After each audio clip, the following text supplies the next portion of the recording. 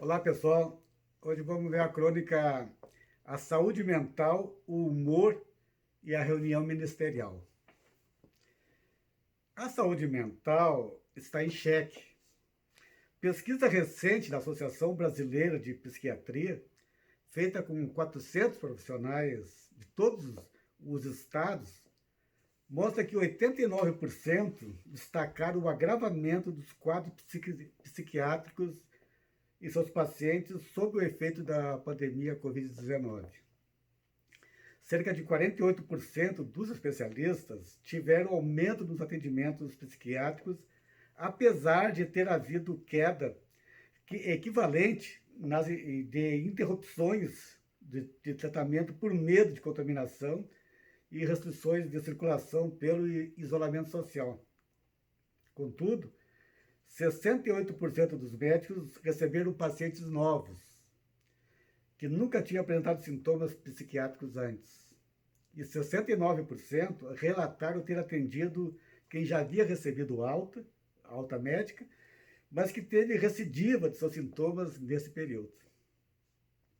O presidente da associação, Antônio da Silva, relaciona que a população brasileira vê aumentar a contaminação e as mortes sem ver uma solução. Torna-se uma situação de medo, de ameaça constante, sem se saber o que fazer. Com isso, a ansiedade, o estresse e a paranoia aumentam.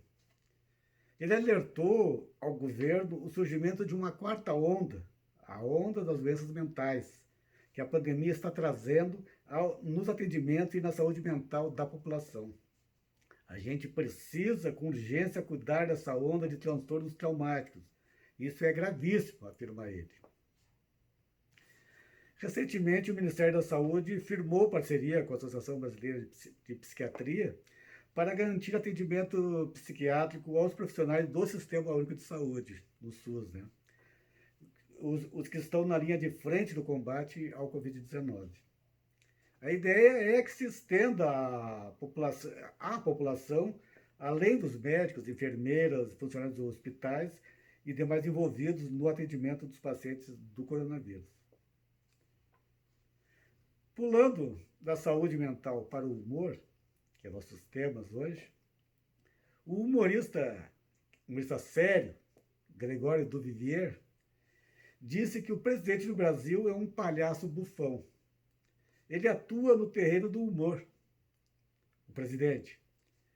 Falou isso numa entrevista sobre a infodemia, que é o nome dado à pandemia de informações que sofremos diariamente.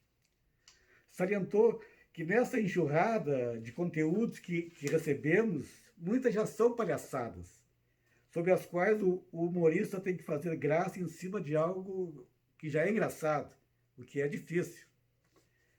Conforme Duvivier, pesquisa nos Estados Unidos constatou que mais da metade dos jovens se informa através do humor. O humorista tem a função de ajudar a digerir essa avalanche de informações que recebemos todos os dias.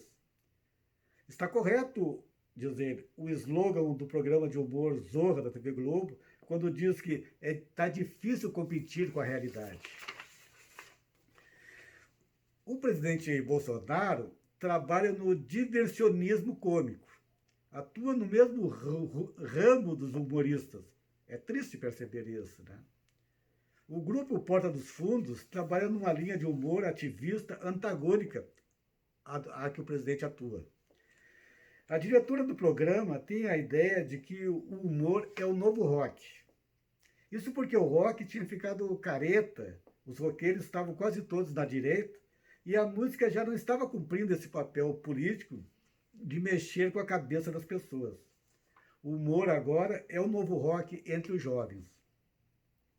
Ainda segundo o humorista do Greg News, no mundo hoje é forte essa junção da comédia com as notícias.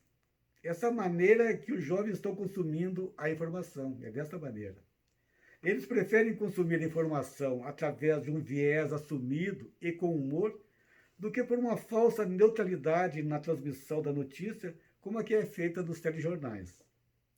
É o humor digerindo a infodemia. com o consumidor dos conteúdos sabendo o lugar de fala assumido pelo humorista, sem meias palavras. Esta é a característica geracional de se consumir a epidemia de informações atualmente, pelos jovens principalmente.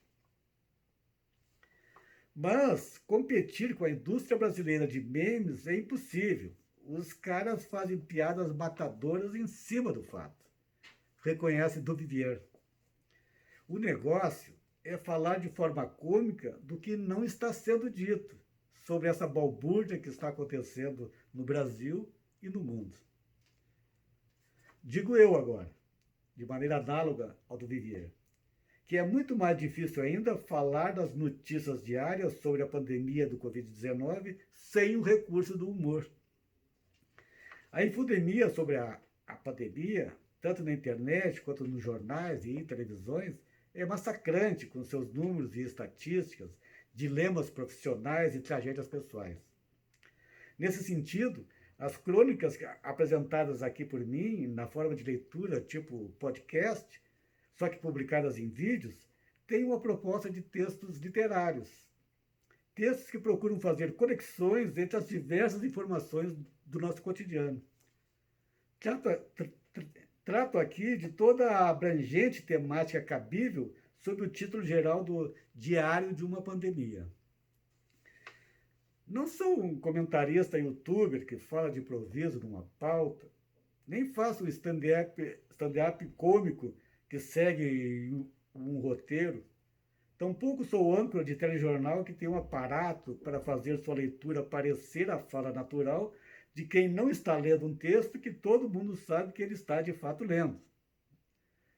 Como, aliás, tenho recebido diversos conselhos e sugestões do que devo fazer para melhorar a minha performance nos vídeos, como de ler num notebook ao invés de ler nessas folhas de papel.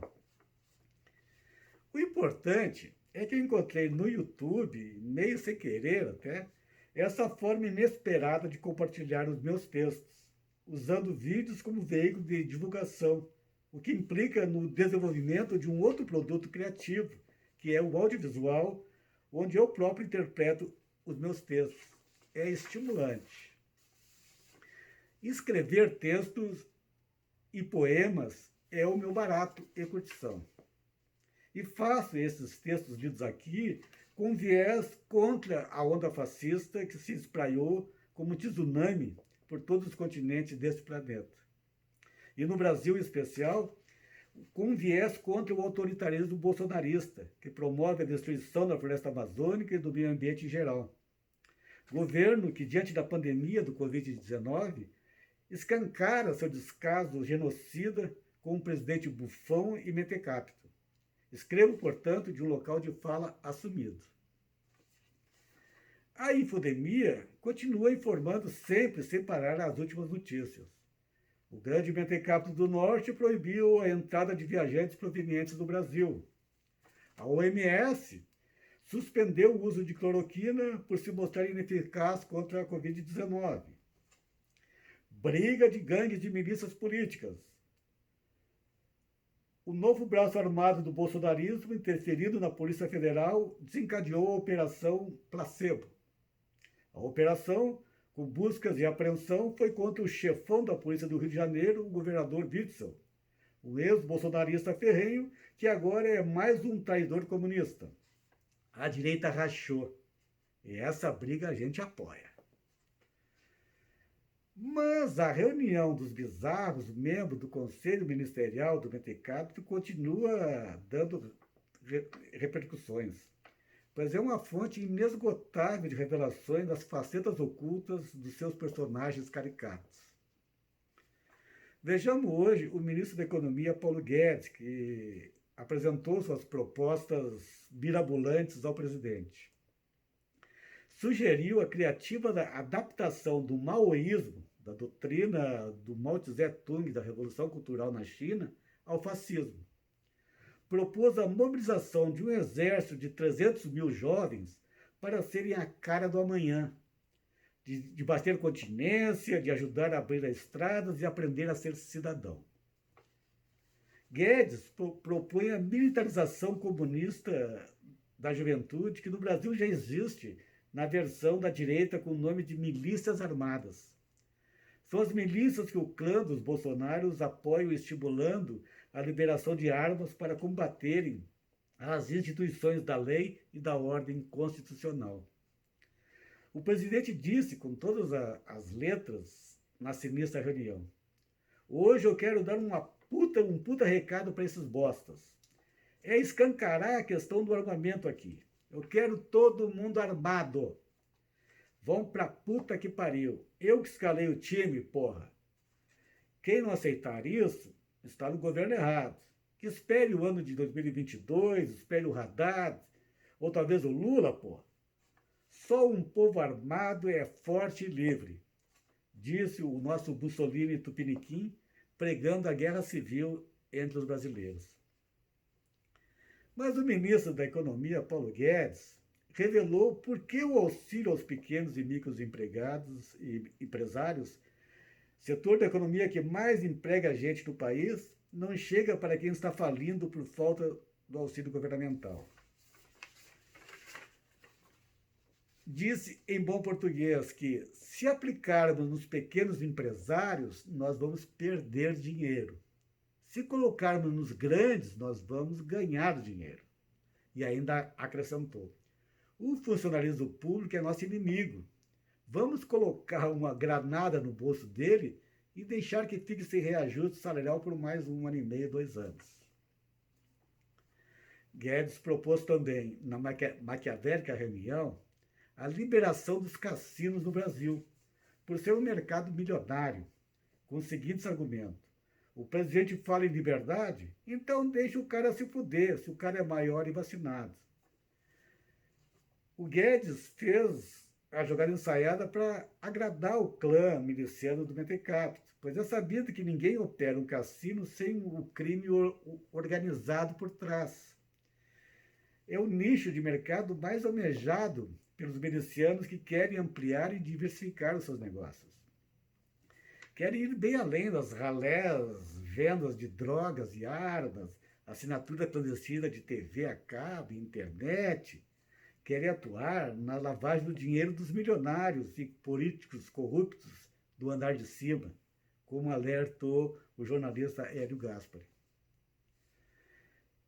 Nas falas da vergonhosa reunião ministerial, o que menos se falou foi sobre a tragédia da pandemia do Covid-19, que, pelos números oficiais muito subnotificados no Brasil, chegam a quase 400 mil infectados e 25 mil mortes.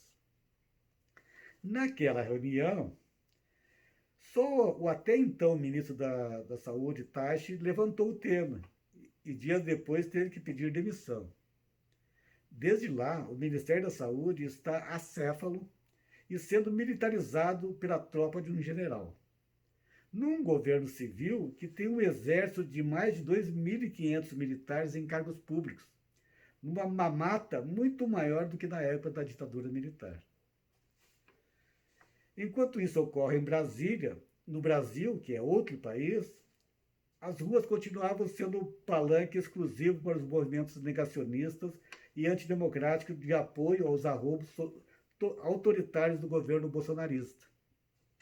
Mas, com as flexibilizações ocorridas sobre o isolamento social, as forças de resistência aos fascistas, que estavam dentro de casa em respeito às orientações dos profissionais da saúde e da OMS, já estão taticamente ocupando novamente as ruas de Porto Alegre. Fique em casa, mas se puder, saia para barrar as carreatas genocidas contra o isolamento social e que pedem o fechamento do Supremo e do Congresso Nacional. Fique em casa, mas combata online quem pede a volta da ditadura militar. Fique em casa, mas fique com a palavra de ordem: fascistas não passarão. Hoje eu vou encerrar essa crônica com um versinho que fiz. Ô Maia, vem pra nossa praia, aceita, vem pra cá, pro impeachment já!